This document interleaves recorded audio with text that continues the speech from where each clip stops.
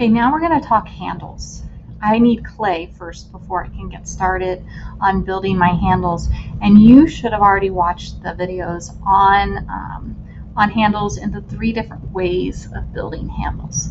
So I'm going to wedge this clay and come back, and I'm going to demonstrate those 3 different ways and talk about it in reference to our project.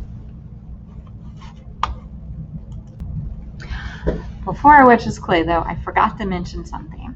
So you might notice that you have clay that's super soft in your bag and clay that's drier in your bag. And those can be wedged together to make a clay that is that's soft and more consistent.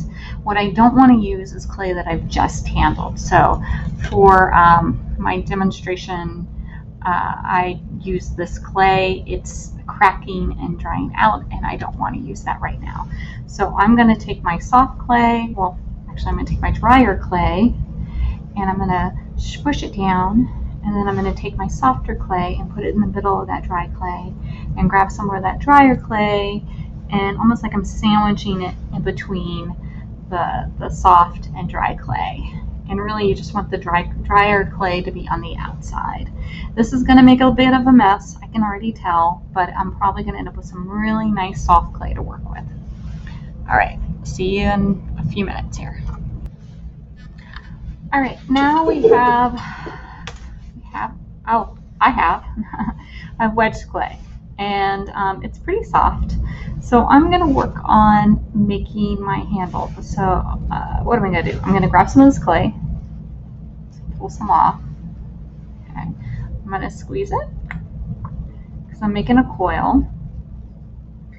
And my first handle will be a coil. Usually I make 3 handles for each mug because chances are 2 of them aren't going to match or be the right fit. So I put a little twist in it, I roll it out.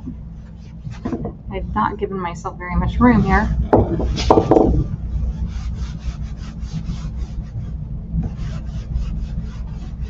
Okay.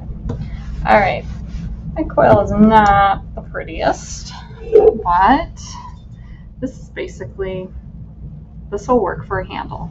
You want it to be about 3/4 of an inch wide. 1/2 an inch is probably going to be, if you have a tiny cup, 1/2 an inch would be fine. But and then you want to shape it into whatever the shape it is that you want your handle to be in. So if you have your outline, which was your homework assignment, you just kind of follow that. You can even compare it to your mug. So if I compare this to my mug, it's a kind of a weird shape for this cup. It's also a little small, so I probably would pop that out a little bit more. That might be a little bit better. Maybe it has to do with the size. Okay, all right, so I'm gonna leave my handle at that shape. I'll be able to trim it down. I don't have to worry about this extra stuff at the moment. I usually like to leave that on there. So there's that one. It needs to firm up before I can attach it. And then I'm going to make another one. It's the same thing. I'm going to grab some clay off of this. Ooh, squeeze it. I'm going to make another coil, but this time I'm going to make a flattened coil. A little twist in it. It's getting a little floppy. Okay, it's about the same size as before. This time I'm going to flatten it down with my hands. You might remember this process. And I'm going to use my rolling pin across it. You want to think about how thin you want your handle to be also, because you're going to have to actually grip it, right, somehow. So how thick or thin do you want it to be?